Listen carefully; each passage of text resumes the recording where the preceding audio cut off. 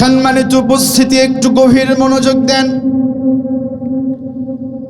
রাহমাতাল লিল আলামিন হাবিবে কিবরিয়া ওমর ইবনুল খাত্তাব রাদিয়াল্লাহু তাআলা আনহুকে ধরে বলছেন, ইয়া ইবনুল খাত্তাব, হে খাত্তাবের পুত্র ওমর, ইযহাব ফানাদা ফিন্নাস, যাও যাও যাও, মানুষের মাঝে চলে যাও, পৃথিবীর মানুষদেরকে ঘোষণা করে জানাইয়া দাও, হে পৃথিবীর মানুষেরা, হে দুনিয়ার মানুষেরা, আন্নাহু, নিশ্চয়ই সে হলো মানুষ, নিশ্চয়ই মানুষেরা লা ইয়াদখুলুল জান্নাত, জান্নাতে প্রবেশ করবে না। ভালো করে বুঝুন, নবীজি আমার বলেন, হে ইবনুল খাত্তাব, যাও যাও, মানুষের মাঝে চলে যাও, আর মানুষকে ঘোষণা করে, মানুষকে জানায়া দাও, হে পৃথিবীর মানুষ, নিশ্চয়ই কোনো মানুষ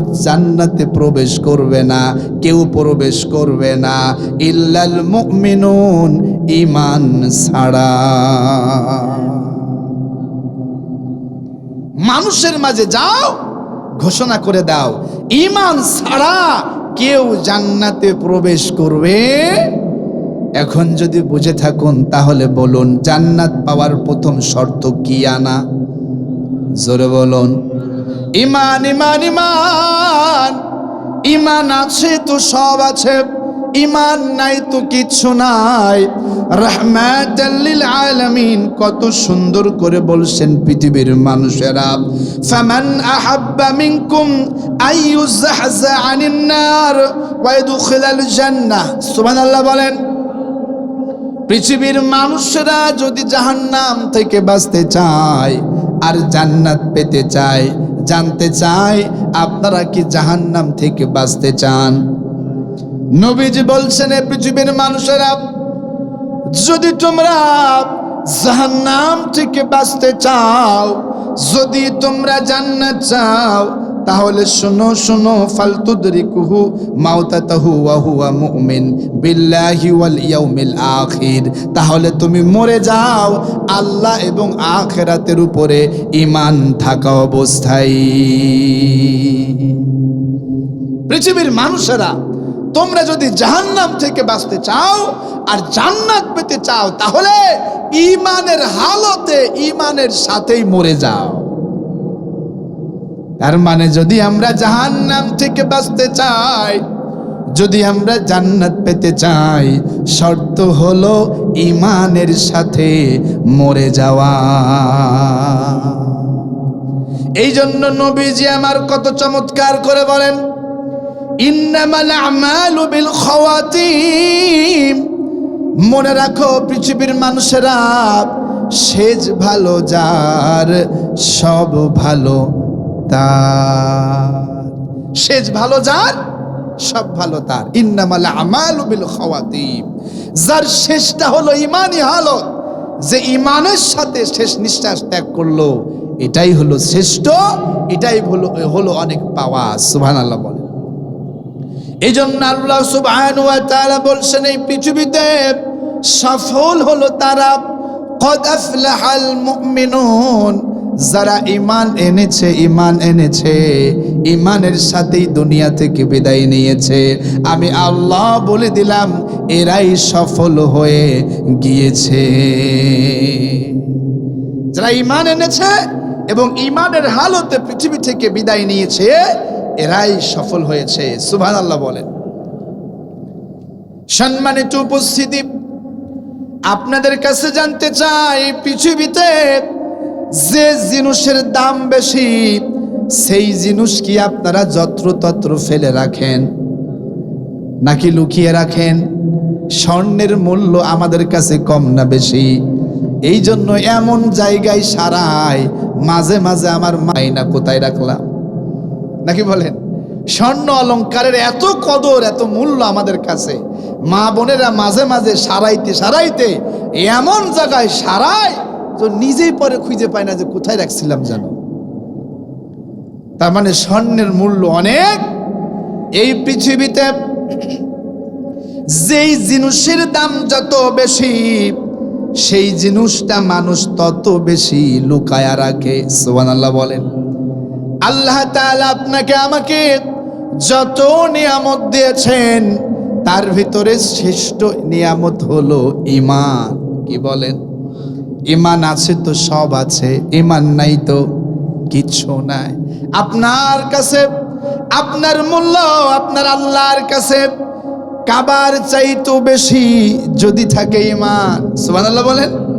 আপনার আমার মূল্য আমাদের মালিকের কাছে, আল্লাহ সুবহানাহু ওয়া তাআলার কাছে মূল্য তখনই বেশি যখনই থাকবে কি ভাই বলেন তো?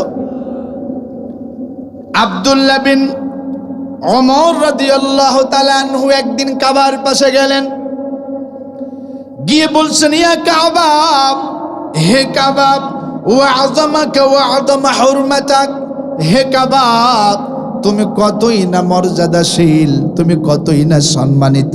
সুবহানাল্লাহ বলেন। আব্দুল্লাহ বিন ওমর রাদিয়াল্লাহু তাআলা আনহু কাবার পাশে গেলেন, গিয়ে বলছেন, হে কাবা তুমি কতই না সম্মানিত, কত তোমার মর্যাদা, কিন্তু শোনো রে কাবা, ওয়াল মুমিনু আযামু হুরমাতান ইনদাল্লাহি মিনকা, তোমার চাইতেও আমার আল্লাহর কাছে একজন ঈমানদারের মূল্য মর্যাদা অনেক বেশি। আপনার আমার মূল্য মালিকের কাছে কাবার চাইতেও বেশি যদি থাকে ঈমান। আবার আপনি আমি শুকরের চাইতেও নিকৃষ্ট যদি না থাকে ঈমান। এই মানুষ কাবার চাইতেও শ্রেষ্ঠ যদি থাকে ঈমান। এই ঈমানের কত মূল্য! রাহমাতাল লিল আলামিন কত চমৎকার করে বলছেন পৃথিবীর মানুষ, লাউ আন্না আলাস সামাই ওয়া আলাল আরদি উশতারাকু ফি দামিল মুমিন লাকাব্বাহুমুল্লাহু ফিন্নার। সুবহানাল্লাহ বলেন।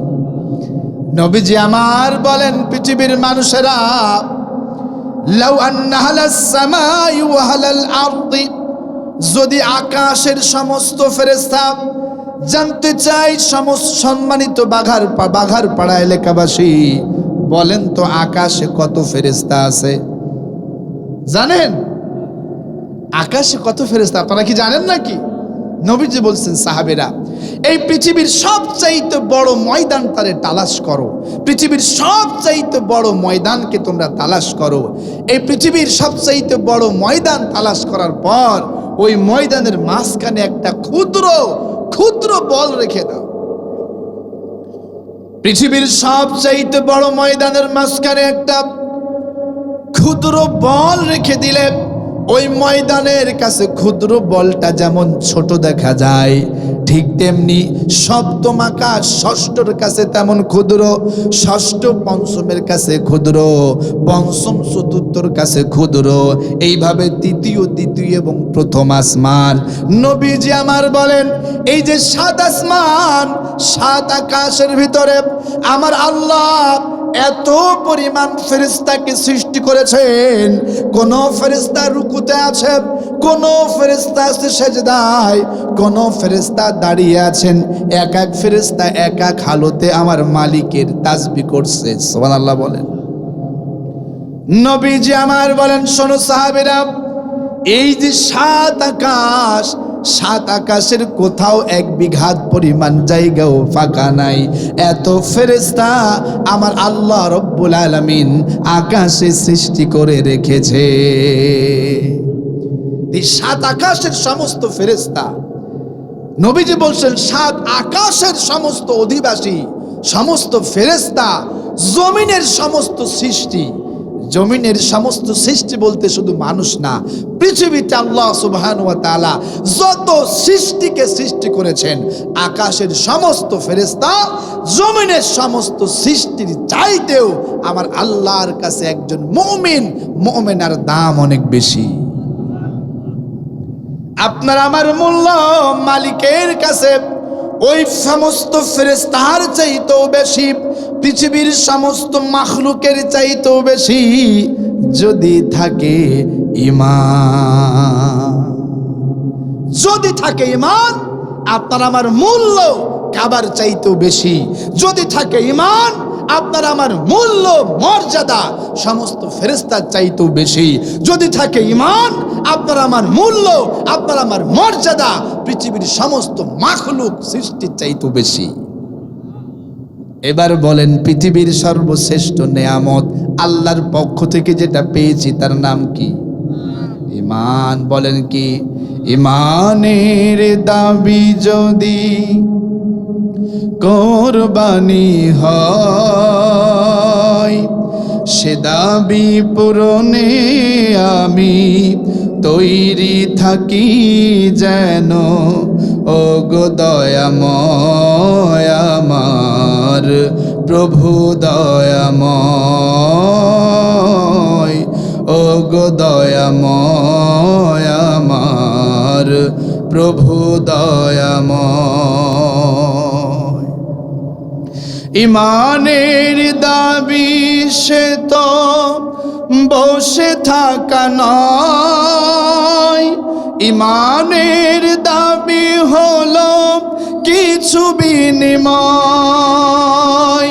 সেই বিনিময় যদি কলিজার ঘাম হয়, সেই বিনিময় যদি কলিজার ঘাম হয়, সেই ঘাম দিতে যেন তৈরি থাকি আমি।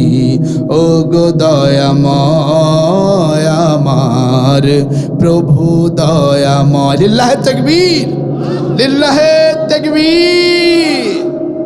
তাহলে বলুন, আল্লাহ তাআলা আপনাকে আমাকে যে শ্রেষ্ঠ নিয়ামত দিয়েছেন সেই নিয়ামতের নাম কি ভাই? সবাই বলুন। ঈমান আছে তো আপনার আমার মূল্য আছে, ঈমান নাই তো আপনার আমার কোনো মূল্য। সম্মানিত উপস্থিতি, যদি আপনি আমি জাররা পরিমাণ ঈমান নিয়েও মালিকের দরবারে হাজিরা দিতে পারি, এই জাররা পরিমাণ ঈমানের কারণে আল্লাহ আমাদেরকে জাহান্নাম থেকে মুক্তি দিয়ে দিবে। নবীজি রাহমাতাল লিল আলামিন বলছেন, শোনো আমার সাহাবীরা শোনো, শোনো আমার সাহাবীরা শোনো, কিয়ামতের ময়দানে যখন সমস্ত নবীরা সেজদায় পড়ে শুধু আমার কি হবে, আমার কি হবে, আল্লাহ আমার জাহান্নাম থেকে বাঁচাও, এই জিকির ফিকির করবে। আমি নবীজি তখন সেজদায় পড়ে বলবো, ইয়া রাব্বি উম্মতি, ও মালিক আমার উম্মত, আমার উম্মত। আমার আল্লাহ তখন আমাকে বলবেন, হাবিব আমার, ইয়া মুহাম্মদ ইরফা রাসাক, হাবিব আমার আপনি আর সেজদায় পড়ে থাকবেন না, আপনি আপনার মাথাটাকে উঠান। সুবহানাল্লাহ বলেন। নবীজি বলছেন, কিয়ামতের ময়দানে আমি আমার উম্মতের জন্য যখন সেজদায় পড়ে থাকব, তখন আল্লাহ আমাকে বলবেন, হাবিব আপনি আর কাঁদবেন না, সেজদায় পড়ে মাথাটাকে উঠান, মাথাটাকে উঠান। ওয়াকুল ইসমা'লাক, হাবিব আমার আপনি কি বলতে চান আপনি বলুন, আমি আল্লাহ আপনার কথাগুলা শুনবো। ওয়াসাল তুতা, কি চান আপনি চাইতে থাকুন, আমি আল্লাহ আপনার চাওয়াগুলা পূরণ করে দিব। ওয়াসফা তুশাফা, হাবিব আমার আপনি আজকে সুপারিশ করুন, আজকে আপনি সাফায়াত করুন, আমি আল্লাহ আপনার সাফায়াতকে ফিরাইয়া দেব না। হাবিব মাথাটাকে উঠান, কি বলবেন বলুন, আমি আল্লাহ শুনবো, কি চান চান, আমি আল্লাহ দিব, সাফায়াত করুন। করতে দেরি তো আমি আল্লাহ সাফায়াতকে কবুল করতে দেরি করব না। নবী তখন মাথা উঠায়ও বলবে, ইয়া রাব্বি উম্মতি, রব আমার উম্মত সব জাহান্নামে চলে গেল, আল্লাহ আমার উম্মতকে তুমি বাঁচাও, আমার উম্মতকে তুমি বাঁচাও। আল্লাহ এই সময় বলবে, হাবিব, হাবিব আমার ইনতালিক ফাখরাজা মিনহা, যান আপনি জাহান্নামের দিকে যান, জাহান্নামের দিকে যান। জাহান্নামের একটি দেয়াল থাকবে, ওই দেয়ালের নাম হলো আরাফ। নবীজিকে আল্লাহ বলবেন, যান আরাফ নামক দেয়ালের ওখানে আপনি চলে যান। হাবিব আমার যান, মান কানা ফি কলবিহি মিসকালা যাররা আও খারদালিম মিনাল ঈমান ফাআখরিজহু ফাআনতালিক ফাফআল। সুবহানাল্লাহ বলেন। নবীজি আমার আল্লাহ বলবেন হাবিব আমার জাহান্নামের দিকে যান, আপনার যেই সমস্ত উম্মতের অন্তরে যাররা পরিমাণ ঈমান আছে, যাররার চাইতেও যাররা পরিমাণ ঈমান আছে, আপনার যে উম্মত নারী পুরুষের অন্তরে কিন্তু গুনাহ করার কারণে সে জাহান্নামে চলে গেল, গুনাহ করার কারণে জান্নাত থেকে বঞ্চিত হয়ে গেল।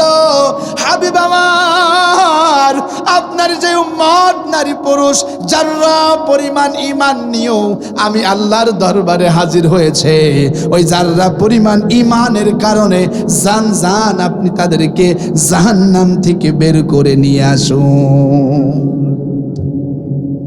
কি করে বোঝাবো আমি ঈমানের কি মূল্য? কি করে বোঝাবো যে ঈমানের কি গুরুত্ব? আজকে তো ঈমানের কোনো গুরুত্ব আমাদের কাছে নাই, মূল্যই নাই। সেই জামানার উম্মত আমরা। নবীজি বলছেন তাকুনু বাইনা ইয়াদাই সাআ ফিতানুন কাকিতাই লাইলিল মুযলিম ইসবিহুর রাজুলু ফিহা মুমিনা ওয়া ইমসি কাফিরা। এমন একটি যুগ আসবে সকালে মুমিন তো সন্ধ্যায় কাফের, আর সন্ধ্যায় মুমিন তো সকালে কাফের। এমন যুগ আসবে সকালে মুমিন তো সন্ধ্যায় কাফের, সন্ধ্যায় মুমিন তো সকালে সে কাফের হয়ে যাবে। হাবিবুল্লাহ বলছেন আসসাবিরু মিনহুম আলা দীনিহি কাল কাবিদি আলাল জামার। সে জামানার হালত হবে এমন, হাতের উপরে আগুন রাখার চাইতেও ঈমানের উপরে টিকে থাকা কঠিন হয়ে যাবে।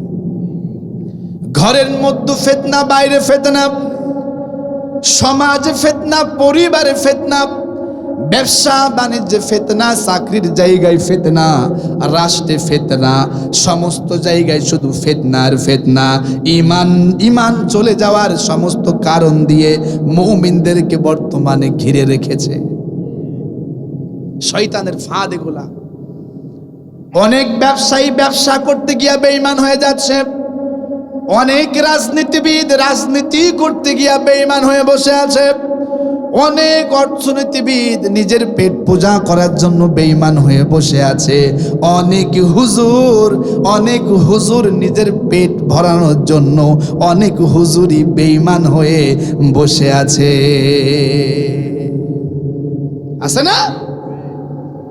সময় আসলে একটা ফতোয়া দিয়া এ জনপদের সবচেয়ে মাজলুম, যেই মাজলুমদের ভেতরে অসংখ্য শহীদ রয়েছে, যেই মাজলুমদের ভেতরে রয়েছে অসংখ্য কারাবন্দী জীবনযাপন, যেই মাজলুমদেরকে এই জমিন থেকে নিশ্চিহ্ন করে দেওয়া ষড়যন্ত্র করেছিল, তড়ি ঘড়ি করে ভোটের আগেই তাদের বিরুদ্ধে কিছু হুজুর ফতোয়া দিছিল কিনা?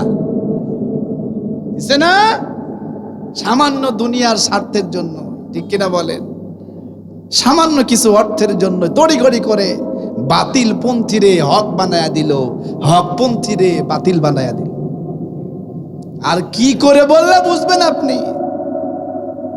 সম্মানিত উপস্থিতি, অনেক বড় দাড়ি, অনেক বড় জুব্বা, পাগড়ি ছাড়া হাঁটে না, কিন্তু সেকুলারিজম, ক্যাপিটালিজম, সোশ্যালিজম, মার্ক্সবাদ, লেনিনবাদ, মার্ক্সবাদ, মাওসেতুনবাদ, এক কথায় মানুষের তৈরি করা তন্ত্রমন্ত্র যারা জমিনে কায়েম করতে চায় তাদের পক্ষে ফতোয়া দেওয়ার হুজুর এই দেশে আছে না নাই?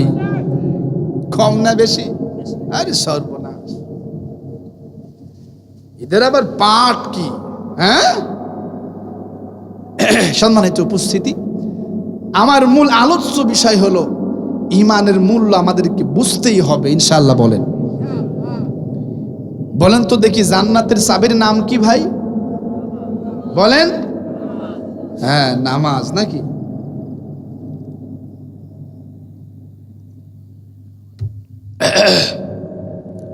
উস্তাদ বলেই ফেলেছেন as-salatu মিফতাহুল। এই হাদিসটা হলো দুর্বল, চরম দুর্বল। নামাজ জান্নাতের চাবি নয়। জান্নাতের চাবি সম্পর্কে প্রখ্যাত তাবেঈ উনাব্বি রাহমাতুল্লাহ আলাইহির কাছে জিজ্ঞাসা করা হলো, আলাইসা লা ইলাহা ইল্লাল্লাহ মাফাতিহুল জান্নাহ। ওগো আল্লাহর নবীর সাহাবীদের সঙ্গী তাবেঈ, ওগো উনাব্বি রাহমাহুল্লাহ, আপনি তো অনেক সাহাবীদের সাহচর্য পেয়েছেন, বলেন তো দেখি, লা ইলাহা ইল্লাল্লাহ, এই যে কালিমা, এই যে ঈমান, এটা কি জান্নাতের চাবি নয়?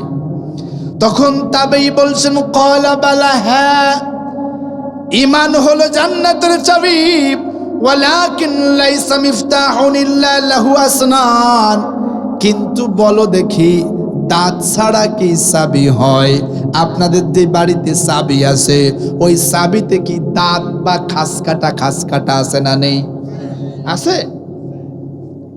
তো মুনাব্বি রহমাতুল্লাহ আলাই তাবেই বলছেন যে আমার খাদেম সঙ্গী, শোনো, জান্নাতের চাবি হলো ঈমান। সুবহানাল্লাহ বলেন। ওই ঈমান নামক চাবির যেই দাঁত আছে, ওই দাঁত হলো রোজা, দাঁত হলো নামাজ, দাঁত হলো হজ, দাঁত হলো ইসলামী আন্দোলন। কথা বোঝেন নাই? ঈমান হলো জান্নাতের চাবি। ঈমান নামক জান্নাতের চাবির দাঁতের নাম হলো আমল। আমল মানে নামাজ, আমল মানে রোজা, আমল মানে জিহাদ, আমল মানে দান সদকা। এক কথায় যে কাজ করলে আল্লাহ খুশি হয়, এটা হলো আমল। সুবহানাল্লাহ বলেন। জান্নাতের চাবি হলো ঈমান। আমি জানতে চাই, যার নেই ঈমান, যদি আপনাদের এলাকার কোনো হরিপদ নগেন খগেন, যেই হরিপদ সবসময় বলে যদা যদা হি ধর্ম শুক্লানি বর্বতী ভারত অভূত নম তদা তমানং সেজমহম পরিতায় নাই সাধু নং সদৃশকতম ধর্ম সংস্থা পৌর্ণাথায় সম্ভাবমি যুগে যুগে ওং শান্তি, ওং শান্তি। এইরাম কোন পুরোহিত, কোন হরিপদ যদি এসে বলে, এই মাদ্রাসা ইয়াতিমখানার সমস্ত খরচ আমার, আজকের মাহফিলের সমস্ত খরচ আমার, হরিপদ যদি বলে 1 মাস রোজা রাখলাম, নামাজও পড়বো, বলেন তো হরিপদ কি জান্নাতে যাবে? কারণ কি? ঈমান নেই। এই জন্য নবীজি বলেন, ইয়াতি আলান নাস জামান ইয়াজতামিউনা ইউসাল্লুনা লাইসা ফীহিম মুমিন। যুগ জামানা আসবে এমন, মসজিদ হবে টাইলস, মসজিদে থাকবে এসি, মসজিদ হবে সুন্দর সুসজ্জিত, কিন্তু ওই মসজিদের ইমাম বেঈমান, মুয়াজ্জিন বেঈমান, মুসল্লি বেঈমান, সভাপতি সেক্রেটারি লাইসা ফীহিম মুমিন, সব বেঈমান। বুঝেননি না? নবীজি বলছেন মসজিদ সুন্দর হবে, কিন্তু ওই মসজিদের ইমাম থেকে শুরু করে একদম শেষ মুসল্লি পর্যন্ত সব লাইসা ফীহিম মুমিন, একটাও ঈমান নেই। সব এই দুনিয়ার স্বার্থের কাজে তার ঈমানকে বেঁচে কেই ফেলেছে, সব বেঈমান। সব কি? ওই যুগ কি আসছে নাকি সামনে? সম্মানিত উপস্থিতি, ভালো করে বুঝুন। তাহলে জান্নাতের চাবি হলো ঈমান। ওই যে নবীজি বলছেন, ইয়া ইবনাল খাত্তাব ফানাদা ফিন্নাস, যাও যাও যাও, মানুষের কাছে বলে দাও, লাহু লা ইয়াদখুলুল জান্নাতা ইল্লাল মুমিনিন, ঈমান ছাড়া কেউ জান্নাতে ঢুকতে পারবে না। ঈমান ছাড়া জান্নাতে কেউ ঢুকতে পারবে না। এবার বলুন, আপনার আমাকে, আল্লাহ তাআলা আপনাকে আমাকে যেই নিয়ামত দিয়েছেন, শ্রেষ্ঠ নিয়ামত, সেই নিয়ামতের নাম কি ভাই? জোরে বলুন, ঈমান। ঈমান। আজকে আমরা ঈমানের মূল্য বুঝি না, আজকে আমরা ঈমানের গুরুত্ব বুঝি না। ঈমানের মূল্য বুঝেছিলেন নবীরা, যার কারণে জীবন দিয়েছেন, ঈমান ছাড়ে নাই। ঈমানের মূল্য বুঝেছেন সাহাবীরা, যার কারণে জীবন দিয়েছেন, ঈমান ছাড়ে নাই। ঈমানের মূল্য বুঝেছেন তাবেঈরা, সালফে সালেহিনরা। ঈমানের মূল্য বুঝেছেন আল্লামা সাইদি, নিজামী, মুজাহিদ, কাদের মোল্লারা, যার কারণে জীবন দিয়েছে, কিন্তু ঈমান থেকে সরে যায় নাই। আমি এখন জানতে চাই, সম্মানিত উপস্থিতি, যদি এখন বলা হয় এই পৃথিবীর সবচাইতে ধনী মানুষ আপনারে বানায়া দেব, শর্ত হলো ঈমান ছাড়তে হবে, রাজি আছে? হ্যাঁ, এই পৃথিবীর সবচাইতে ধনী, সবচাইতে টাকাওয়ালা মানুষ আপনাকে বানায়া দেওয়ার একটা অফার এসেছে, শর্ত হলো বেঈমান হতে হবে, রাজি আছেন? অর্থবিত্ত, ক্ষমতা, যশ খ্যাতি এগুলার দাম বেশি নাকি ইমানের? এটা কি মুখের কথা নাকি অন্তরের? ঠিক আছে, তো কার কার অন্তরের কথা হাত তোলা দেন, লিল্লাহি তাকবীর। তাইলে ভোটের আগে 500 টাকা দিলি, ওই বাতিল পন্থীর ভোট দিল কিডা কিডা? এই যে বললেন যে সবচাইতে ক্ষমতাধর ব্যক্তি বানাবো, ইমান ছাড়া রাজি নেই, কিন্তু 1 প্যাকেট বিড়ি, একটা চা দিলি মোটামুটি, এবার সুদখোর ঘুষখোর, কবে অমুকের চরিত্র ফুলের মতো পবিত্র, নামাজ পড়ে না এখন, আছে না নেই? হ্যাঁ, বাঙালি তো, মানে বাঙালি মাহফিলে গিয়েও হাত তোলে, আবার গানের প্যান্ডেলে গিয়েও হাত তোলে, নাকি বলেন না? আপনারা ব্যতিক্রম, আলহামদুলিল্লাহ বলেন। আপনাদেরকে কে ভালোবাসে বলুন তো? আল্লাহ ভালোবাসেন বিধায় আল্লাহ সুবহানাহু ওয়া তাআলা কোরআন কারীমের দিকে আপনাদেরকে ডেকেছেন, সুবহানাল্লাহ বলেন। সম্মানিত উপস্থিতি, ইমানের মূল্য বুঝতে হবে। আমরা জীবন দিয়ে দিব, অর্থবিত্ত, যশ খ্যাতি সব দিয়ে দিব, কিন্তু ইমান থেকে বিন্দু মাত্র সরে যাব। সাহাবীদের ইমান কেমন ছিল? সাহাবীদের ইমান সম্পর্কে আব্দুল্লাহ ইবনে ওমর রাদিয়াল্লাহু তাআলা আনহুকে জিজ্ঞাসা করা হলো, ওগো আল্লাহর নবীর সাহাবী, সাহাবীদের ইমান সম্পর্কে আপনি আমাদেরকে একটু বলুন। আব্দুল্লাহ ইবনে ওমর রাদিয়াল্লাহু তাআলা আনহু বলছেন, আল ঈমানু ফি কুলুবিহিম আদামু মিনাল জিবাল। সাহাবীদের অন্তরে পাহাড়ের চাইতেও দৃঢ়ভাবে ঈমান ছিল বদ্ধ। সাহাবীদের অন্তরে পাহাড়ের চাইতেও বদ্ধ, শক্ত, দৃঢ় ছিল সাহাবীদের অন্তরের ভিতরে ঈমান। সুবহানাল্লাহ। সাহাবীদের কাছে ঈমানের কেমন মূল্য ছিল? সম্মানিত উপস্থিতি, আবু দারদা রাদিয়াল্লাহু তাআলা আনহু বলছেন, মা আখাফু আলা নাফসি আইয়ুসলুবা শাইতানু ঈমানি। আবু দারদা রাদিয়াল্লাহু তাআলা আনহু বলছেন, আমি নিজের উপর সবচাইতে বেশি যেই ভয়টা করি সেটা হলো না জানি শয়তান কখন ধোঁকা দিয়ে আমার ঈমানটাকে নিয়ে চলে যায়। সাহাবীরা ঈমান সম্পর্কে ছিলেন পেরেশানি, ঈমান সম্পর্কে ছিলেন সাহাবীরা চিন্তিত। সাহাবীরা সকালবেলা যখন ঘুম থেকে উঠতেন তখন ভাবতেন, আল্লাহ রাতে আমি কি মুমিন ছিলাম নাকি বেঈমান?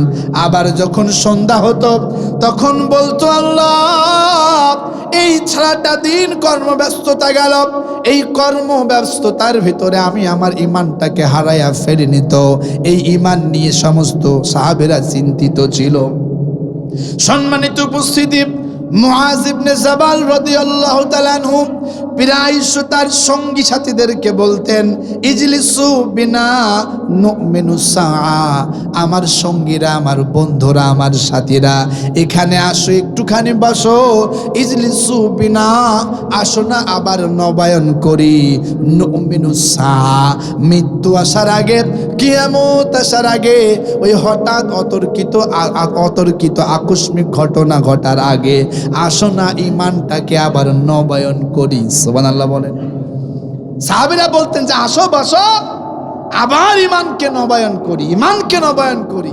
আমরা তো মনের ভুলেও মনে করেন ঈমানকে নবায়ন করি নে। ওই যে বাপ দাদার পৈতৃক সূত্রে ঈমান পেয়েছি, মোটামুটি একদম মরাক পর্যন্ত চলতেছে ঈমান দিয়ে, নাকি বলেন? আল্লাহ তাআলা বলছেন, ইয়া আইয়ুহাল্লাযীনা আমানু আমিনু বিল্লাহি ওয়া রাসূলি। সুবহানাল্লাহ বলেন।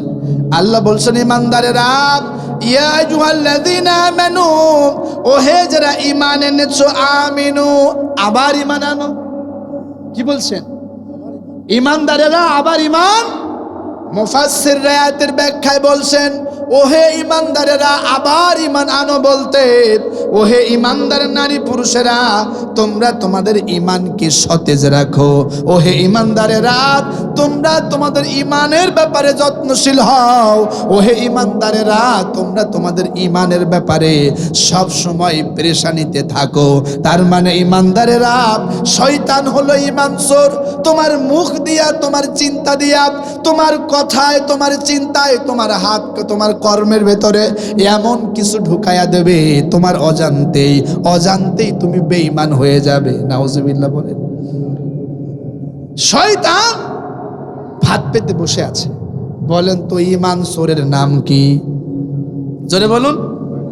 ঈমান সূরের নাম হলো শয়তান। শয়তান থাকে কোথায় ভাই জানেন আপনারা? আশ-শাইতানু জাসিমুন কলবি, আশ-শাইতানু জাসিমুন আলা কলবি ইবনে আদম। শয়তান আদম সন্তানের কলবের উপরে জেকে বসে থাকে। এবার বলেন শয়তান থাকে কই? আদমের কলবে। এবার বলেন ঈমান থাকে কই? ফি কুলুবিহিমুল ঈমানিহিম। ঈমানও থাকে কলবের ভিতরে, শয়তানও থাকে কলবের ভিতরে। কারণটা কি? এই পৃথিবীর সবচাইতে দামি সম্পদকে আমার আল্লাহ রেখেছেন আমাদের কলবের ভিতরে, গচ্ছিত করে রেখেছেন। আর ঈমান সরো কলবের উপরে জেকে বসে আমাদের অন্তরে ধোঁকা দিচ্ছেন, আমাদের নাফসকে অনিয়ন্ত্রণ করে তুলছেন। শয়তান আমাদের চিন্তা চেতনা গবেষণা কাজকর্ম দিয়া এমন কিছু কাজ করাতে চায় যাতে করে সে অন্তর থেকে ঈমানকে বের করে ফেলতে পারে। নাউজুবিল্লাহ বলেন। সাবধান ভাই, আপনি আমি বসে আছি কিন্তু শয়তান বসে নেই। কে বসে নেই? শয়তান বসে নেই। আপনি আমি বসে আছি, শয়তান তার কাজ করেই যাচ্ছে। এই জন্য সাবধান, শয়তানের পাতা ফাঁদ থেকে আমাদেরকে বাঁচতেই হবে ইনশাআল্লাহ। বলেন সাহাবীদের কাছে ঈমানের কেমন মূল্য ছিল? সাদ ইবনে আবি ওয়াক্কাস রাদিয়াল্লাহু তাআলা আনহু তিনি যখন ইসলাম গ্রহণ করলেন, তিনি যখন ঈমান নামক নিয়ামত পেলেন, ঈমান নামক নিয়ামত পাওয়ার পরে একটু রিভার্ব দাও না, একটু ঢিলে দাও, ভাষায় দাও, কথা তো মনে হচ্ছে যেন আটকে যাচ্ছে একবার এসে। সম্মানিত উপস্থিতি ভালো করে বুঝুন,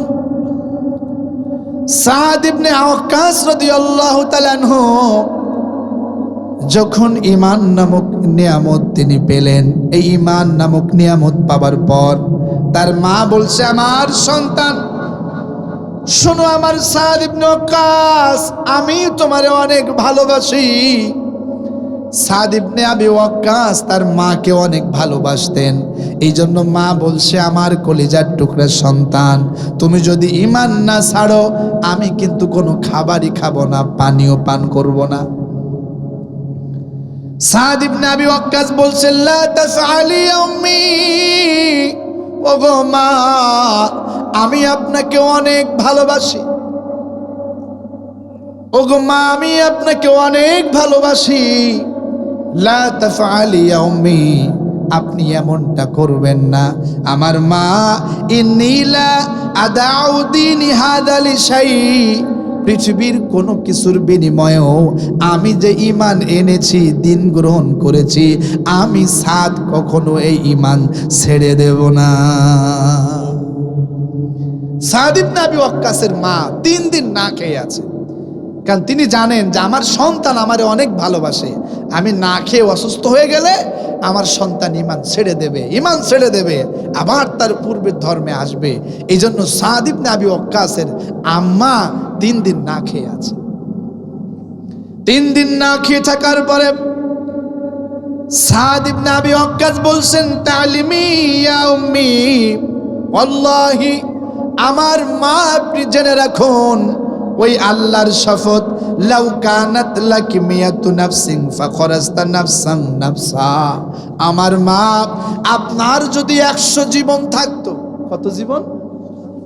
আমার মা, আমার জননী, আপনি জেনে রাখুন, ওই আল্লাহর শপথ করে বলি, আপনার যদি 100 জীবন থাকতো, এই 100 জীবন একের পরে এক যদি শেষ হয়ে যেত, আপনি জীবিত হচ্ছেন, আবার মরে যাচ্ছেন, আবার জীবিত হচ্ছেন, আবার মরে যাচ্ছেন আমার চোখের সামনে। আমার মা, আপনি শুনুন, মা তারাকতু হাযা লিশাই, ওয়া ইন শিতা ফাকুলি ওয়া ইন শিতা ফালা তাকুলি, আপনি যদি না খেয়ে মরে যান, 100 জীবন এক এক করে চলে যায় আমার মা, এরপরও যে ঈমান আমি সাদ এনেছি, ওই ঈমান থেকে বিন্দু মাত্র সরে যাব না। মা, আপনি আমার ঈমান, যে ঈমান এনেছি, ইমানের ব্যাপারে ভয় দেখান। আমি বলছি ওই আল্লাহর শপথ, ওই আল্লাহর শপথ করে বলছি, যদি আপনার 100 জীবন থাকতো, 100 জীবন যদি আপনার চলে যেত, না খেয়ে মরে যান মা, শুধু এটা না, পৃথিবীর কোনো কিছুর বিনিময়েও আমি সাত যে ইমান নামক নেয়ামত পেয়েছি, এই ইমান নামক নেয়ামত থেকে বিন্দু মাত্র সরে যাব না। আর আমাদের কাছে সেই ইমানের তো কোনো মূল্যই নাই, ইমানের কোনো মূল্যই নাই। ইমান কি বোঝেই না। সম্মানিতা মা, সম্মানিত বোন, ইমানের মূল্য বুঝেছিলেন সুমাইয়া রাদিয়াল্লাহু তাআলা আনহা। ইসলামের প্রাথমিক যুগে নারীদের মধ্যে সবার প্রথমে যে নারী ইসলাম গ্রহণ করেছিলেন, সর্বপ্রথম নারী শহীদ সুমাইয়া রাদিয়াল্লাহু তাআলা আনহা ঈমান আনলেন। ঈমান আনার কারণে তার উপরে জুলুম নির্যাতন, এত জুলুম এত নির্যাতন শুরু হয়েছে। সুমাইয়া রাদিয়াল্লাহু তাআলা আনহু ইয়াসরিবের পরিবার বারবার আকাশের দিকে তাকায় আর আমার নবীজির দিকে তাকায়। সুমাইয়া ইয়াসরিবের পরিবারের উপরে জুলুম চলছে, রাহমাতাল লিল আলামিন রাস্তা দিয়ে হেঁটে যাচ্ছেন। ইয়াসরিবের পরিবাররা চোখের ভাষা দিয়ে বোঝায়, ইয়া রাসূলুল্লাহ ঈমান আনার কারণে নিষ্ঠুর পাষাণ্ড জালেম আবু জাহিল দেখেন আমাদের কি অবস্থা করেছে। নবীজি আমার ওই সময় তেমন কিছু করার কোনো সামর্থ্য তার ছিল না। রাহমাতাল লিল আলামিন চোখের কোনায় পানি জমে গেল। রাহমাতাল লিল আলামিনের চোখের অশ্রুতে তার পবিত্র দাড়ি মোবারক ভিজে গেল। নবীজি আমার বলেন, শোনো রে সুমাইয়া, সবরান আলী ইয়াসির ফাইন্না মাউঈদুকুমুল জান্নাহ। শোনো রে ইয়াসিরের পরিবার, সবর করো, ধৈর্য ধরো, জীবন দিয়ে দাও, ঈমানের উপরে টিকে থাকো, আমি নবীজি তোমাদেরকে জান্নাতের প্রতিশ্রুতি দিয়ে দিলাম। ধৈর্য ধারণ করো, ঈমানের উপর অবিচল থাকো, আমি নবীজি তোমারে জান্নাতের সুসংবাদ প্রতিশ্রুতি দিয়ে দিলাম। সুবহানাল্লাহ। নবীজির একজন ইহুদি খাদেম ছিল, নবীজির একজন ইহুদি খাদেম ছিল। এই ইহুদি খাদেম হঠাৎ অসুস্থ হয়ে গেলেন। রাহমাতাল লিল আলামিন আনাস রাদিয়াল্লাহু তাআলা আনহুকে সঙ্গে নিয়া ওই ইহুদি খাদেমের কাছে গিয়া বলেন, আমার খাদেম, তুমি ছোট মানুষ, তোমার খেদমতে আমি অনেক খুশি। তুমি এখন অন্তিম সময়ে আছো, যে কোনো সময় মালাকুল মাউত তোমার প্রাণবায়ুটা বের করে নিয়ে যেতে পারে। আমি নবী মুহাম্মদ তোমার আমলের উপরে খুশি, শুধু একটা শর্ত তোমারে দিলাম, তুমি ঈমান গ্রহণ করো, তাহলে আমি নবীজি তোমারে জান্নাতের সুসংবাদ দিব। সুবহানাল্লাহ বলেন। ইহুদি যুবকটা চোখের পানি ফেলে দিলেন, একবার তার বাবার দিকে তাকায় আর একবার নবীর দিকে তাকায়। ইহুদি চোখের ভাষা দিয়া বোঝাতে চায়, বাবা, আমি নবী মুহাম্মাদের খেদমত করেছি, এমন মানুষ আমি জীবনে দেখি নাই, এমন সত্যবাদী মানুষ আমি জীবনে দেখি নাই। মুহাম্মদ নবী কখনো আমারে ধমক দেয় নাই। বাবা, আমার নবী মুহাম্মদ আমারে এত ভালোবাসে। চোখের ভাষা দিয়া তার বাবারে বোঝায়, বাবা একটু অনুমতি দাও না, আমি আমার নবীর উপরে ঈমান আনি। বাবা বললেন, আমার কলিজার টুকরা সন্তান, যাও তুমি তোমার মনিব মুহাম্মদ যা বলেছে সেটা মেনে নাও। সঙ্গে সঙ্গে বালক পড়ে ফেললেন, লা ইলাহা ইল্লাল্লাহু মুহাম্মাদুর রাসূলুল্লাহ। এই কালিমা ঈমানের বাক্য পড়ার সঙ্গে সঙ্গে নবীজি বলেন, ও আনাস, একটু আগে যে ছিল জাহান্নামী, আমার আল্লাহ তার জাহান্নামীর খাতা থেকে নামটা কেটে ঈমান আনার সঙ্গে সঙ্গে আমার আল্লাহ তার নামটা জান্নাতীদের কাতারে শামিল করে দিয়েছে। বালক মরে গেল, কোনো আমল নাই, তো কোনো আমল নাই। নবীজি বললেন, একটু আগে ছিল জাহান্নামী, মৃত্যুর আগে ঈমান আনার কারণে আমি নবীজি বললাম সে জান্নাতি। সম্মানিত উপস্থিতি, এই জন্য ঈমানের গুরুত্ব বুঝুন, ঈমানের মূল্য বুঝুন। ঈমান ঈমান ঈমান আছে তো সব আছে, ইমান নাই তো কিছু নাই। সম্মানিত উপস্থিতি, এই জন্য ইমানের মূল্য বুঝতে হবে ইনশাআল্লাহ বলেন। ওই যে শুরুতে বললাম যে আল্লাহ তাআলা যে নিয়ামত আমাদেরকে দিয়েছেন তার ভিতরে শ্রেষ্ঠ নিয়ামতের নাম কি? এবার বলুন, জোরে বলুন, আলহামদুলিল্লাহ বলুন। তাহলে এই ইমানের যত্ন করার দরকার আছে না নেই? জোরে বলুন। কিভাবে আমরা ইমানের উপরে টিকে থাকতে পারি সে ব্যাপারে কিছু কথা বলতে চাই ইনশাআল্লাহ। সম্মানিত উপস্থিতি, যদি আমরা ইমানের উপর অবিচল থেকে মরতে চাই, যদি আমাদের অন্তিম যাত্রায় যদি ইমানের উপরে টিকে থাকতে চাই, একটি মাত্র শর্ত, সেটা হলো জীবনের সবখানে আল্লাহর দেওয়া কিতাব কোরআনুল কারীমকে মিশিয়ে দেওয়া লাগবে।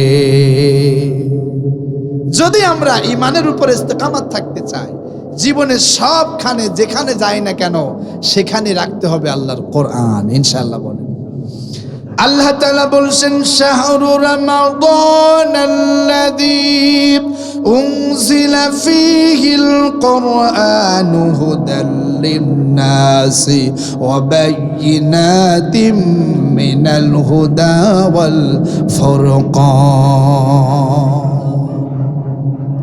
আল্লাহ তাআলা বলছেন, শাহরু রমাদান, রমাদান মাস, আল্লাযী, যাতে, উনজিলা, আমি আল্লাহ অবতীর্ণ করেছি, ফীহিল কোরআন, কোরআনকে। সুবহানাল্লাহ বলেন। যেই রমাদান মাসে আল্লাহ কোরআনকে নাজিল করেছেন, এই কোরআন কারীম সম্পর্কে আল্লাহ বলছেন হুদাল লিন-নাস, এই কোরআন হলো পৃথিবীর মানুষের জন্য হুদা। হুদা মানে হলো গাইড বুক, হুদা মানে হলো গাইডলাইন, হুদা মানে হলো পথ প্রদর্শক, হুদা মানে সামনে রাখার বস্তু। সুবহানাল্লাহ বলেন। হুদা মানে কোথায় রাখার বস্তু? সামনে। এই যেমন আপনাদের সামনে আমি আছি, আমার সামনে আপনারা আছেন, এই যে আমরা পরস্পর কথা বলছি, ভালো লাগতেছে না? এটা হলো হুদা। এটা কি বলেন? হুদা মানে হলো পথ প্রদর্শক। বলুন তো, যিনি আপনাকে পথ দেখায় তিনি কি পেছনে থাকে না সামনে থাকে? যদি হুদা বা গাইড বুক বা গাইডলাইন, পথ প্রদর্শক যদি পেছনে থাকে, যদি আপনি তাকে মূল্যায়ন না করেন, তাহলে আপনি কি আপনার গন্তব্য ডেস্টিনেশনে যেতে পারবেন? সুযোগ আছে নাকি? তাহলে হুদা থাকবে সামনে না পেছনে? তাহলে এই কোরআন হলো হুদা। হুদা নামক কোরআন, এটা কি আমাদের সামনে থাকবে নাকি পেছনে থাকবে? নবীজি আমার বলছেন, মান জাআলাহু আমামাহু কাদাহু ইলাল জান্নাহ। হুদা নামক এই কোরআন কারীমকে যারা সামনে রাখবে, এই কোরআন তাদেরকে পথ দেখিয়ে, রাস্তা দেখিয়ে, শয়তানের সমস্ত ফাঁদগুলাকে নস্যাৎ করে দিয়ে, শয়তানের সমস্ত পাতা ষড়যন্ত্রকে ধূলিসাৎ করে দিয়ে এই কোরআন তাকে সোজা আল্লাহর জান্নাতে পৌঁছে দিবে। যদি কোরআন নামক হুদাকে আমরা সবসময় সামনে রাখতে পারি, এই কোরআন আমাদেরকে সোজা জান্নাতে নিয়ে যাবে। সুবহানাল্লাহ বলেন। পক্ষান্তরে নবীজি বলছেন, ওয়া মান জাআলাহু খালফাহু সাকাহু ইলান নার। যারা হুদা নামক এই কিতাব কোরআনকে পেছনে রাখে, বলেন তো, আলো যদি পেছনে থাকে, সামনে কি আলো না অন্ধকার? জোরে বলুন। তাহলে হুদা নামক নূর, কোরআন নামক আলো যদি পেছনে থাকে, সামনে হলো অন্ধকার। আর সামনে যদি অন্ধকার থাকে, এই অন্ধকার আপনারে জাহান্নামের দিকে ঠেলে দিবে। এজন্য যদি আমরা ইমানের উপর ইস্তেকামাত থাকতে চাই, জীবনের সবখানে কোরআনকে মিশিয়ে দিতে হবে ইনশাআল্লাহ বলেন। আল্লাহ বলছেন, সিবগাতাল্লাহ ওয়া মান আহসানু মিনাল্লাহি সিবগা।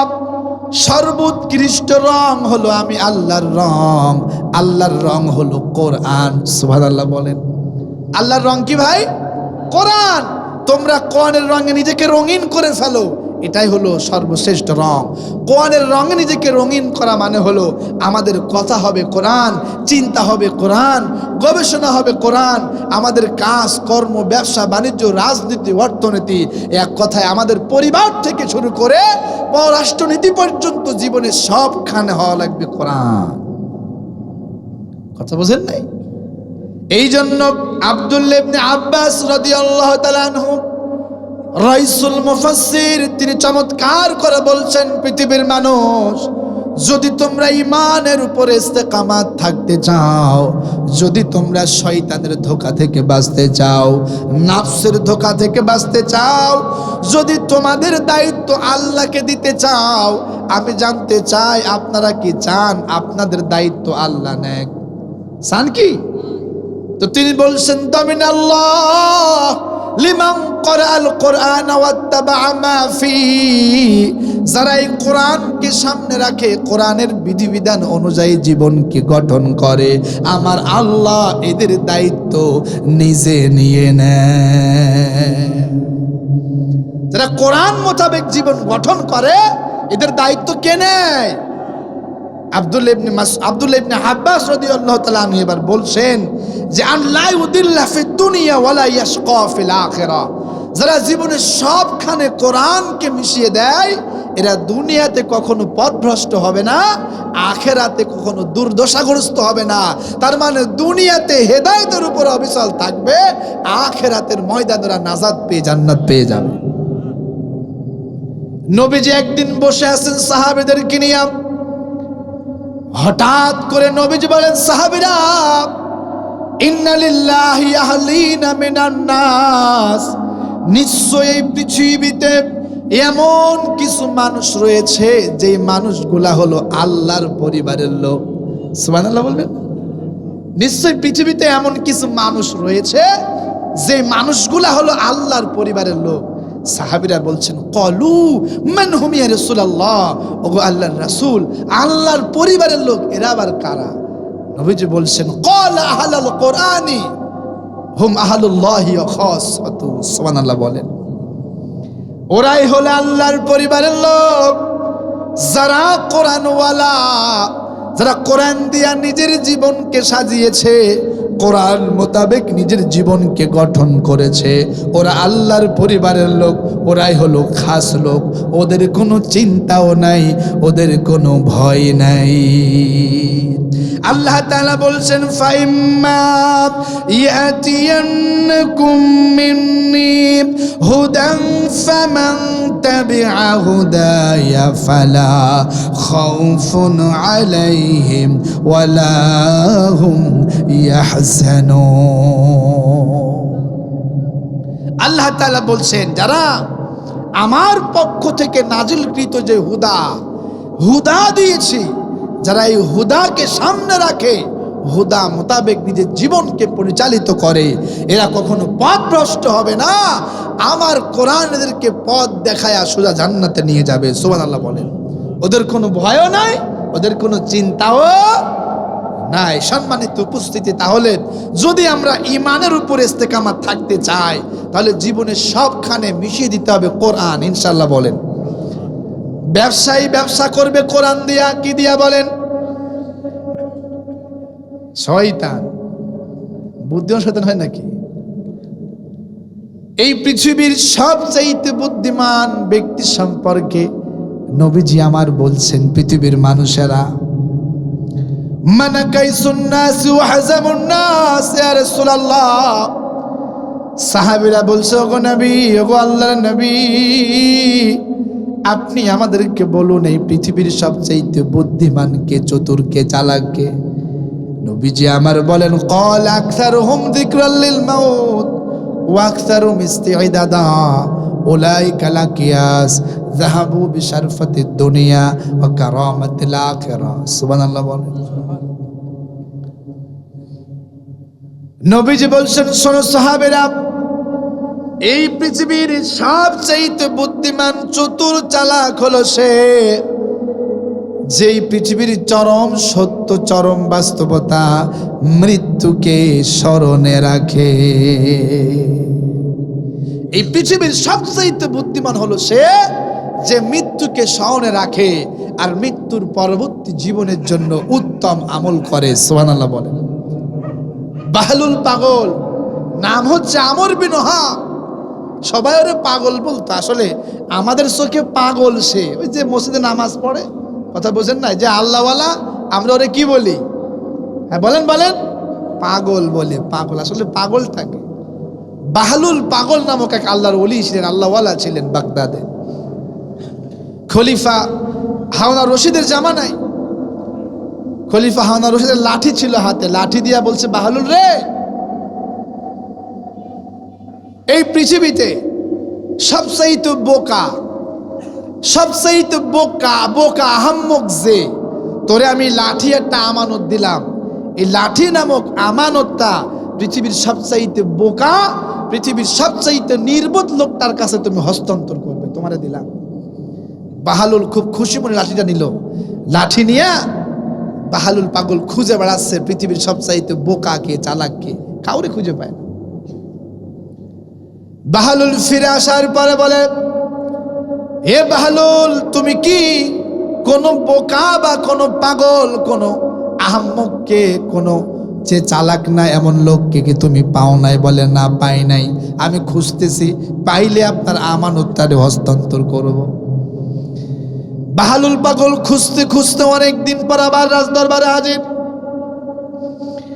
রাজদরবারে হাজির হবার পর দেখে খলিফা হারুন রশিদ চরম অসুস্থ, অন্তিম সময় তার উপস্থিত হয়ে গিয়েছে। বাহলুল তখন লাঠিটা নিয়া হাতের কাছে রাখলেন। বাহলুল বলছে, রাজা মশাই, আপনার কি হয়েছে?